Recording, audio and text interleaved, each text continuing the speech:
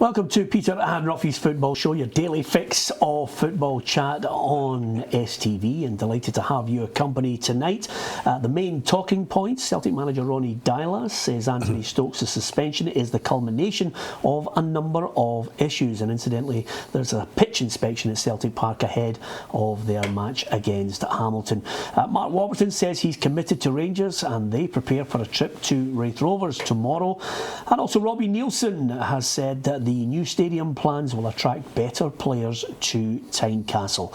That's just a few of the topics we will be discussing. Alan Ruff is alongside me, Peter Martin, and I'm delighted to say we've got the laid back, cool as you like Ziggy Gordon. He's been such a regular on the programme now that, just look at him, it's just coolness personified now. It's just hit me with the questions, there's no singing, there's no jokes, it's just give me anything and I'll deal with it, Ruffy. Yeah, he looks very relaxed there, and I thought he was going to come in for a song. You know, fancy that song? Yeah, No, not at all. When I did mention to him about Alex Samuel's song, he was absolutely gobsmacked, you know. Although, if Alex Samuel ever joins Hamilton Accies, he will get caned for any kind of singing with a guitar. That's the nature of it in that dressing room, to be perfectly honest with you. I'm gobsmacked that there's a pitch inspection, Ziggy. As am I. I just can't believe that there's a pitch inspection at Celtic Park, you know, the best pitch in Scotland, if not, you know, one of the best in the whole of Britain, you know. I've never heard of a pitch inspection, and it's just unlucky that it's fallen on our fixture, unfortunately. But hopefully it gets the all clear and we can play. Yeah, absolutely, because you're on a great goal scoring run as well. The last thing you want is to be taken off, especially after that left footer last week, Robbie. Screamer.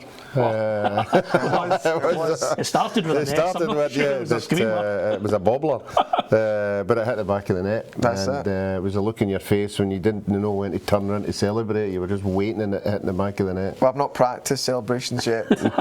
I think, next week I certainly will, because I don't think the lads were having it, quite honestly. But at the end of the day, a goal's a goal, and it got us the 3 points, so, delighted. Yeah, absolutely. Let's deal with Anthony Stokes. He seems to be the main man this week in the news, Ruffy. No surprise Ronnie Deila would come out and say he still has a future. I'm not sure where that future is, but he also mentioned that the suspension is not about the tweet. It's a culmination of things that have gone on. Some in the background which we are not privy to, maybe. Yeah, well, that's the case. I was very vocal, and I couldn't get my head round, why his event wasn't any worse than Chris Commons, 1-1. But if there are any other things going on in the background, he deserves everything he gets. But I don't think he'll be at Celtic. I think the first time that anybody comes in for him, they'll try and get him off the books. Well, if anything, I had slightly jumped to the defence of him as a person, say, good lad, just maybe hasn't applied himself the way he should have consistently, because you've got a great chance. I mean, I read quotes from John Hughes saying, listen, you're at Celtic, after that, it's downhill, grasp your opportunity, and many a player will realise that, Ziggy, over a period of time. No, absolutely. The thing is, you can't get away from the fact that he's a good player, and he has done well for Celtic. I mean, I was saying prior to the show that he scored, around 52 goals in 104 games or something like that, which is, a great statistic to have. But as you say, when you're at Celtic, I think, one bad game, your one bad game of not being in the starting lineup, that's just the way it is at a big club like Celtic. Yeah. The thing about it is, players handle it differently when you're not playing. Some people handle it correctly, some don't, and everybody wants to play. And sitting in the stand for the length of time that he's been in it, you can see the frustration building and building, because he obviously wants to play, he's getting paid good money, he wants to justify the wages that he's got. So I think that's what's vented it all, and obviously going away up to Inverness, but you just got to bite the bullet. I mean, every other player does, so he's not any different. So that's where he needs to toe the line. Yeah, who knows what the future holds. Would you suspect January? I mean, I did suggest that if he doesn't get a club down south, he's well capable of going to the Championship, I think, or League One easily. I think it might be down to the money if it's right. Although I did suggest, Ruffy, that Hibs would bite the hand off him. they're looking for a striker. We've talked about Michael Higdon interesting them. They'll be looking to bolster the squad. Is he out of their bracket, even if they've paid a percentage of his wages? Well, I was interested this morning with Alan Stubbs. I think they're expecting a bid for the boy Cummins. I know they don't want to take it. I'm sure he'll be pulling all the telephone wires out, hoping nobody does phone. But if he has to have something in the back of his mind, if some silly money comes in, he might have to. And obviously Stokes would be an ideal replacement. But it depends on the player. You know, he might see himself as moving down to England. I'm sure his agent will be active, if he is thinking of moving, his agent will be actively trying to get him a good club. Well, I was going to say, Ziggy, this is probably, and it's the first time in a long time that the January transfer window has, you know, real implications for clubs and their success or failure. Well, yeah, of course. I mean, although teams in Scotland don't go out there and spend a lot of money, you know, out with, you know, the likes of Celtic and possibly Rangers this year as well, and maybe even Hibs, but most teams, you know, even the struggling teams, need to bolster their squad because it's so competitive, this league, and you need to have, you know, the best equipment to deal with it. Yeah, absolutely. And one of the main reasons, Roughie, why we got Ziggy on, because, you know, the last thing the big move's coming, it's a certain less Davy McKinnon and the boys can get on a long-term deal. That's what happens. You score goals at the right time. I always remember, this is the God's honest truth, Roughie, you'll love this story. Robbo at Hearts used to say to me, Peter, the best time to start firing in the goals is when you're in the final months of your contract. I'd love to look back at Robbo's stats as he goes in to sign a new deal in the last 2 or 3 months. It would be great, wouldn't it? Sometimes that's the way it works, you know. Some of you are on the telly, the coverage is there, you know, they're seeing the goals get in. You know, I'm just going to ask, like, that Polish team, would you be able to play with a team that you can't pronounce? I think I'd have to work on that, wouldn't I? Yeah, absolutely. Listen, at the end of the day, you know, that's, I think Hamilton Accies like every other club. That's a good point you make, though. I mean, Rangers have talked about maybe bolstering it with 1 or 2 players. They've got, you know, another player in loan or on trial, having a look at him. Lots of clubs, especially Hibs, will be wondering, are we going to be weakened by an offer we can't refuse? I don't know. I mean, I think Hibs are doing fantastically well at the moment. You know, they're clinging on to the tops. You know, almost getting to the top spot and leapfrogging Rangers. So, I mean, Hibs, like every team in the Championship as well as the Premier League, they'll be looking to bolster their squad. And the thing is with Hibs, they've got such a fantastic squad. I don't know, you know, where they look to bolster, quite honestly. Yeah, I've got to say, Roughie, the whole Mark Warburton thing was just, there's a classic Scottish phrase, was beginning to do my head in. Because he's really been a breath of fresh air for Rangers, and this just constant link with Fulham, I think, was really annoying him as well. And he's said, look, I'm committed to the club, and now he just has to get back on track with the game against Wraith. I don't even know why he had to tell the players, I'm committed. Why even bother going into the dressing room and saying anything? Yeah, I think it's been an introduction to him for the media in Scotland. You know, I think we all know that Rangers and Celtic grasp the most of the headlines, and it's something he'll have to deal with, but it could have been nipped in the bud quite early by saying everything that he said today. Yeah, well, he has, to be honest. I'm not interested. Yeah, to be fair, unless you've missed it, he's continually saying it all this week. Yeah, but I think early on it was sort of it wasn't as definite. Yeah. You know, it was nice to be associated with other clubs, blah blah blah. But if he'd have said right away, no, I'm here, committed for the next 3 years, not interested. Yeah, I sometimes think stories, Ziggy, you don't really need to respond to them, but that one just gathered pace out of nowhere.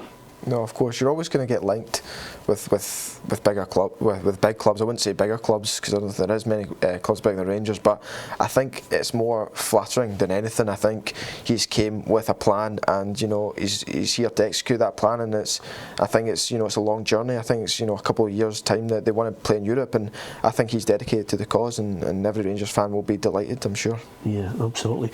Just as we head to the break, I know we were joking with you about contracts and everything. Everybody's talking about Ali Crawford. It's one. He's another one of those guys. Yourself, Ali Crawford. Jason Cummings has been mentioned. All good young players coming through.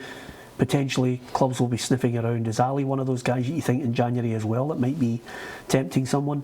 Well, I'd be shocked if teams weren't interested in him because he's a great player. Everyone has seen it firsthand, and one thing he's added is goals as well in important games this season. And I'll be shocked if one or two teams don't ask the question at least. But as you said, there's talent in Scotland. It's just looking for it and the right time, right place, and things like that. So obviously for myself, I hope Ali stays with the club, but if he goes to better things, good on him, and all the boys will be delighted for him. Yeah, absolutely. If he stays and you go, will you just wave to him then?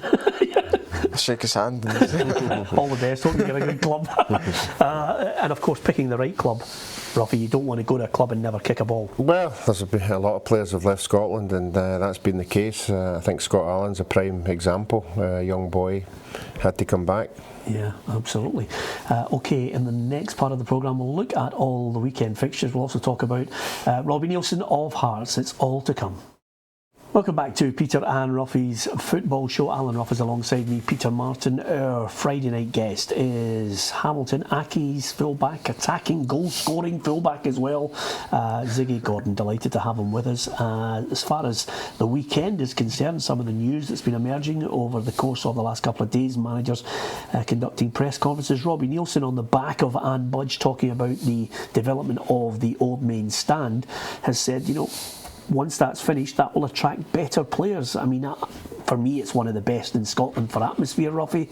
It'll become even better, especially if they do something that's really, daunting and intimidating. I like it right next to the trackside. Yeah, and I think it will be. Obviously, the structure of that stand could make it very intimidating. And I don't know about signing new players. I don't think I've ever went to a new club because of the nice stadium. I went there because they were a reasonable team. But certainly having a nice stadium, having nice facilities is very, very important. But I think it is a good stadium just now, so I don't think a brand new one would attract any other player, really. Yeah, Roughie left out a crucial line there as well. You just go for the money. If the money's right, I'm signing. It's as simple as that. I like it as a stadium. I think it's one of the best for atmosphere. Yeah, absolutely. I think you were just touching on it. It's already intimidating, quite honestly, I can tell you firsthand. But it's a fantastic stadium. I went there just a couple of weeks ago, and it was the first time for myself playing there, and it was a great experience. It really was. The fans really get behind them. It was sold out at the time. I just hope that when they do, increase the seats number, the capacity. Sorry. Then I hope they can fill it, and I'm sure they will. Yeah, well, listen, 16,000 at the moment, it's just incredible. 16,000 at your game as well. Yeah, absolutely. It was a great atmosphere. And over and above that, Roughie, it also means that they'll build a new press box. That is... Which is great news, because I don't know about you, but there are some times when you have to sit really close to people. Will I be there? Will I be there? Yeah. I was just about to say, there's nothing worse than sitting next to a journo that, is somebody you don't get on with, Roughie. I know a lot of people will be delighted not to sit next to you. It's the only place. It's the only place that you can go to, and at half time you can at least get at least one cup of tea spilt over you, or maybe a pie stood on, or something like that. Because when one person goes, everybody's got to go. But I'm sure that would be top, because the media really need to be looked after. I hope it's not tighter after I said that. But new stadium, fantastic. If it attracts new players, all well and good. Here's a look at the fixtures for the weekend in the Premiership. Celtic against Hamilton, as I mentioned, a 9:30 pitch inspection. And Dundee against Aberdeen. Dundee are the draw king specialists at the moment. And it's Hearts against Inverness, Caledonian Thistle. Kilmarnock against Dundee United. Partick Thistle, Motherwell, and Ross County against St Johnstone. I noticed Alan Archibald says he felt a little embarrassed picking up the manager of the month. He thought maybe Tommy Wright deserved it for his run as well. I mean, sometimes it's you look and you wonder how they actually got to a decision. But fair play to Alan. I mean, I've got them written off as relegated team. No, they've been playing well. Just not getting the results at the right time. But just recently, he has been getting them, and last week was convincing. I'm sure the players will be desperate to have a game at home tomorrow, and that's the games they need to win. That's the games that they haven't been able to get the 3 points, and if he was to get another 3 points tomorrow, that would take them right up that league. Yeah, this is an absolute cracker between Partick Thistle and Motherwell. St Johnstone, Alan Archibald highlighted Tommy Wright's team. Are they one of the most difficult for you guys to play against? I mean, everybody will talk about Celtic, Hearts and Aberdeen, of course, but St Johnstone just seem to have the Indian sign over a number of clubs. Yeah, absolutely. I think they've got a lot of experience in that team, and they're so difficult to break down. They're one of those teams you just don't like playing, because if they go in the lead, it's like Celtic. If they get a goal first, it's very difficult to claw yourself back in the game, because they make it such a horrible game. That's no disrespect to their style of play, absolutely not. They get results, and it's a results based game, but. Yeah, absolutely. I mean, I really look forward to getting one up on them, put it that way. Yeah, absolutely. Just on the Dundee-Aberdeen situation, Derek McInnes clearly has managed to get themselves just in front of Harder Midlothian. Let's have a look at the table and see how it all shapes up, Roughie. They're just a point ahead. They're going to Dundee, and again, there's no point in talking about any of the title challenge that we were talking about last month, because every time we do that, we build up Hearts and Aberdeen. There's a slip up somewhere. Yeah, there is, and there could be a slip up again. Dundee at home, you're right, they are draw specialists, and I just think that any time Aberdeen's went there, they've played well, but not been able to come away with the 3 points. But I think they might just do. I think they look as if they're on their way back now. They're starting to create a lot more chances, so I'm going to go for an away win there. Yep, okay.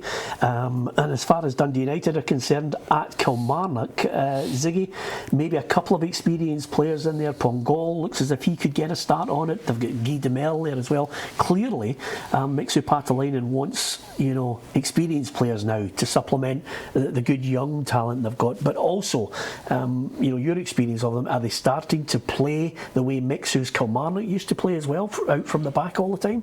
The thing is with Dundee United, we all know they've got good young players, but it's about finding the right balance.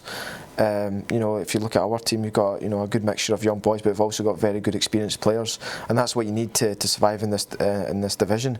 But I was saying it before the Dundee United game, there will come a time that they do pick 2, 3, 4 wins in a row, because they're Dundee United, they're a big club and they've got good players. We can't hide from that. But I was just really delighted that it hasn't come yet. Before we've played them twice, got 6 points, and it's really important that the teams that are around them need to get results against them before they start picking up points, because at one stage I can guarantee they will. Yeah, in the Championship, here's the fixtures to have a look at. Don't forget, we'll be live Saturday, STV Edinburgh, STV Glasgow. Join us if you can for our 4-hour results programme. Alloa against Dumbarton, Falkirk, Livingston, Morton against Hibernian, Raith Rovers, Rangers, and St Mirren against Queen of the South. And there are 3 teams that I'm continually looking at now, Roughie, and it's quite simply Rangers, Hibs and Falkirk. Yeah, man, I think for the Hibs and Rangers, 2 tricky games tomorrow. Morton playing well, Raith Rovers will give Rangers another wee test up there, and I've said all along, I don't think Rangers will lose many games or any games at home, so the away games are going to be important. That's where teams will see they might have a wee chance. I think there's going to be a wee twist tomorrow. I don't know about you, Ziggy, when you look at those fixtures, can you foresee a little slip up somewhere from one of those teams? I don't see Rangers losing, and I don't see. I know they're going as a Raith Rovers away, Stokes Park, very difficult place to go. We went there early on in the season and found it extremely difficult. They make it. They're almost like I don't want to compare them to St Johnstone, but they've got good experienced players and they know how to rattle you a wee bit, I think. Yeah. And I think some of the Rangers players like playing that style of play, but I think if they go to Stokes Park, they'll find it very difficult. So if I see anywhere, I can see Rangers winning, but I don't think it'll be as comfortable as they think. As the other games go, the Championship, I play in the Championship anything can happen, quite honestly. Yeah, okay. You and Roughie got on well there. You managed to score him out of where you thought there was going to be a slip-up. That was absolutely brilliant the way you did that there. What about League One? Here are the fixtures for you to look at and savour. And there it is, League One and League Two. It's a fairly small card for you. Albion Rovers against Stranraer. If there's a pitch inspection, Roughie, at Celtic Park, there's a stonewall certainty. There's a pitch inspection at Albion Rovers. Yeah, it's going to be a difficult one. I'm sure everybody likes a game on a Saturday. I hope there's no games. But it must be an overnight weather forecast that everybody's worrying about. Yeah, with all due respect, Roughie, why do you think I'm mentioning it? Of course there's an overnight.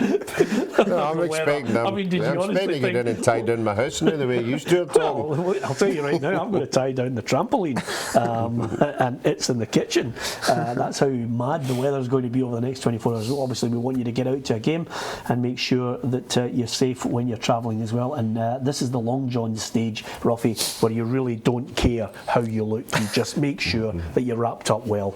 Simple as that. And the players, do you still use liniment and all that? You still use Warham stuff? Or you use now Harden? I don't like to wear Under Armour, you know, in the early stage of the season, but playing against Dundee United last week, I had to, because I take throw-ins and I couldn't feel my hands. But so I thought it was important. You wouldn't wear gloves, would you? Never. Never. No. I would never wear gloves. Yeah, to be fair, I'd be amazed if anybody in that Hamilton dressing room wore gloves, because Darian McKinnon would sort them out right away. I mean, there's no way you get to wear gloves when he's in the dressing room, hard as nails. Just thought I'd drop that in. I think he wears them in training though. Yeah. So. Darian McKinnon? Yeah. If Darian McKinnon wears gloves, I think there needs to be a full inquiry, Roughie. It's as simple as that. I had him down as a really hardy boy from the juniors. To have a word with you, McKinnon, have a good look at yourself. Join us if you can tomorrow at 2 o'clock on STV Glasgow, STV Edinburgh. Frank McAvenny, Gordon Smith and Alan Ruff will join us. Delighted to have Ziggy here.